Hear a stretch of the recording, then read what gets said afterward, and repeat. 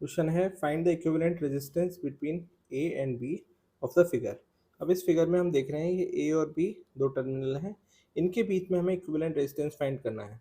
तो इसके फिगर को हम दोबारा से रिक्रिएट करेंगे। देखिए ए से एक 3 ओम का रेजिस्टेंस जा रहा है और यहाँ से एक 6 ओम का। 3 ओम और 6 ओम अगर मैं इसे इस तरीके से वायर को इस तरीके से कर लूँ ऐसे करके, तो आप देखेंगे 3 ओम और 6 ओम दोनों किस में हैं, पैरेलल हैं। और इन दोनों के पैरेलल का जो इक्विवेलेंट आएगा उसके सीरीज में आपका 8 ओम है। ठीक है, फिगर बनाता हूँ दोबारा। ये आपने ए टर्मिनल बना लिया, ए से निकला 3 ओम का रेजिस्टेंस और यहाँ से निकला ये 6 ओम। ये देख लीजिए ए से एक 3 ओम है और इस वायर को अगर मैं छोटा करूँगा तो यहाँ से 6 ओम, ये 6 ओम आ गया। और इन दोनों के सीरीज में यहाँ से बना दिया मैंने 8 ओम। ये आपका बी टर्मिनल हो गया। अब ये अगर आप देखें 30 ओम, ये इसे ऐसे करके इस वायर को ऐसे बना सकते हैं, तो ये यहाँ से बना दिया 30 ओम। अब इस क्वेश्चन को सॉल्व कर सकते हैं, इसका फिगर चेंज हो गया है। 3 ओम और 6 ओम दोनों पैरेलल में हैं, इन दोनों के इक्विवेलेंट जो निकल के आएगा वो 8 ओम के सीरीज में होगा। पहले इससे सॉल्व कर लेते हैं। अब जो नेक्स्ट फिगर बनेगा वो इस टाइप से बनेगा। 3 ओम और 6 ओम का पैरेलल होगा 3 इंटू 6 अपॉन 3 प्लस 6। ये ऐसे निकाल सकते हैं हम, R equivalent equals to R1 R2 upon R1 plus R2। तो ये 18 अपॉन 9, ये आ गया आपका 2 ओम। तो इन दोनों का पैरेलल आ गया 2 ओम और इसकी सीरीज में है आपका 8 ओम और ये भी आ गया। फिर हमने नीचे ये 30 ओम बना लिया, 30 ओम। अब 2 और 8 सीरीज में है तो ये हो जाएगा 10 ओम और ये आपका बी टर्मिनल, फिर 30 ओम। 10 ओम और 30 ओम का पैरेलल निकालेंगे, इक्विवेलेंट निकालेंगे। आर इक्विवेलेंट होगा 30 इंटू 10 अपॉन 30 प्लस 10, 300 अपॉन 40। ये आ गया आपका 4 7 जा 28, 4 5 जा 20, 7.5 ओम। तो 7.5 ओम आंसर होगा इसका, 7.5 ओम। यानी कि हम अगर किसी फिगर में वायर दिए तो उन वायर को अपने हिसाब से चेंज कर सकते हैं। जैसे इससे हम इससे मिला सकते थे ऐसे, इसे भी 30 ओम को हमने इस टाइप से कर लिया। आप अगर फिगर को दोबारा से रिक्रिएट कर सके तो क्वेश्चन आपका आसान हो जाएगा। नेक्स्ट क्वेश्चन है find the effective resistance between points A and B of the hexagonal circuit shown in figure. तो आपको फिगर में एक सर्किट दिखाई दे रहा होगा। तो ऐसे क्वेश्चंस को करने के लिए आप व्हीट स्टोन ब्रिज का इस्तेमाल करेंगे। व्हीट स्टोन ब्रिज क्या होता है? व्हीट स्टोन ब्रिज एक ब्रिज होता है जिसमें हम 3 अननोन रेजिस्टेंस की हेल्प से एक नॉन 3 नॉन रेजिस्टेंस की हेल्प से एक अननोन रेजिस्टेंस की वैल्यू फाइंड करते हैं, P Q R S। और बीच में एक गैल्वेनोमीटर, मान लीजिए गैल्वेनोमीटर होता है। तो व्हीट स्टोन ब्रिज की बैलेंस कंडीशन ये होती है कि अगर मान लीजिए व्हीट स्टोन ब्रिज बैलेंस है तो P upon Q equals to R upon S होगा। तो इस केस में ये जो बीच वाला गैल्वेनोमीटर है इसमें डिफ्लेक्शन जीरो आता है। डिफ्लेक्शन जीरो है, इसका मतलब इसमें कोई भी करंट फ्लो नहीं होगा। तो अगर बीच में अगर कोई रेजिस्टेंस भी है तो उसे हम ब्रेक कर लेते हैं। तो आपका व्हीट स्टोन ब्रिज अगर बैलेंस है यानी P अपॉन क्यू बराबर R अपॉन एस आ रहा है किसी उसमें फिगर में, तो आप इस वाले बीच वाले रेजिस्टेंस को हटा सकते हैं। चलिए करने की कोशिश करते हैं और देखते हैं कि यहाँ पर व्हीट स्टोन ब्रिज है भी या नहीं।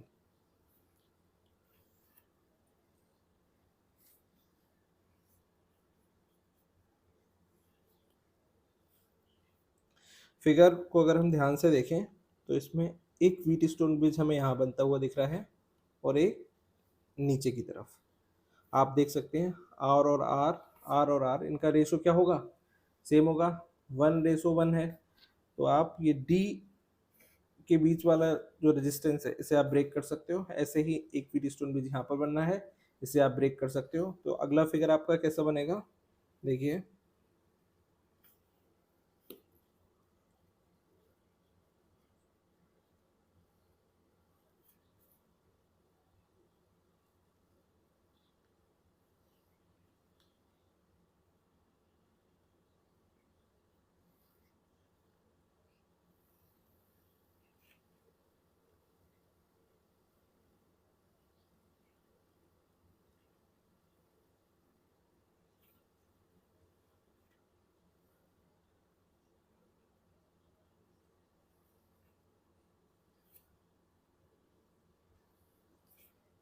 इस टाइप से कुछ बन जाएगा। ए और बी टर्मिनल हो गया, ये सी और ई पॉइंट हो गया, ये एच और ये एफ पॉइंट हो गया, आर आर आर आर। अब हमें दिख रहा है ये दोनों आर सीरीज में है, ये दोनों आपस में सीरीज में है, ऐसे ही नीचे वाले भी सीरीज में है दोनों। अब इसे सॉल्व करते हैं। तो अब नेक्स्ट फिगर हमारा आएगा इसके बाद आर और आर 2R हो गए, यहाँ भी ये 2R हो गया,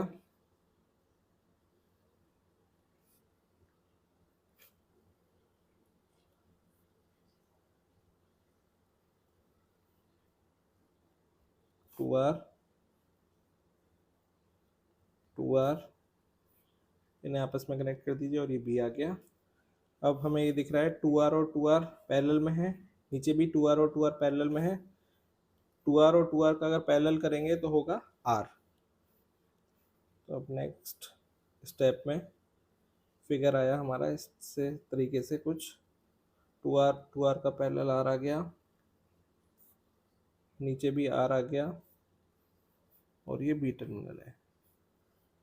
R और R का इक्विवेलेंट क्या होगा, पैरेलल में है अगर तो 1/R इक्विवेलेंट होता है 1/R प्लस 1/R, ये हो गया 2/R। तो R इक्विवेलेंट आ गया आपका R/2, मतलब ए और बी के बीच में जो इक्विवेलेंट रेजिस्टेंस आएगा वो होगा आपका R/2। तो क्वेश्चन को बस स्टेप बाय स्टेप करके देखते जाइए और क्वेश्चन अपने आप सॉल्व होता जाएगा। एक व्हीट स्टोन ब्रिज यहाँ बना और एक नीचे बना। P/Q बराबर R/S, यानी कि जब व्हीट स्टोन ब्रिज की बैलेंस कंडीशन बनेगी तभी आप ये बीच वाले रेजिस्टेंस को ब्रेक कर सकते हैं। अगला question, find net resistance between A and B. तो इस क्वेश्चन को भी जरा ध्यान से देखिए। इसमें 3 ओम और ये 3 ओम दोनों सीरीज में दिख रहे हैं, तो इसे सॉल्व कर सकते हैं। नेक्स्ट फिगर इस तरीके से बना सकते हैं, 4 ओम हो गया, ये बी ए, ये 4 ओम ही रहेगा, ये 3 ओम, ये 6 ओम और इन दोनों का सीरीज में 6 ओम हो जाएगा। अब ये 6 ओम और ये 6 ओम दोनों हो गए पैरेलल में, तो पैरेलल में 6 ओम और 6 ओम कितने हो जाएंगे, 3 ओम हो जाएंगे।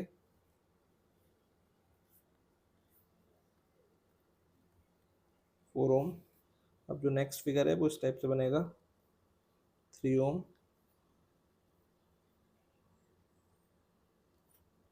ये 3 ओम, यहाँ से करंट डिवाइड नहीं हो रहा है, 3 ओम किस में हो गए, सीरीज में। तो अगले स्टेप में बी ए 4 ओम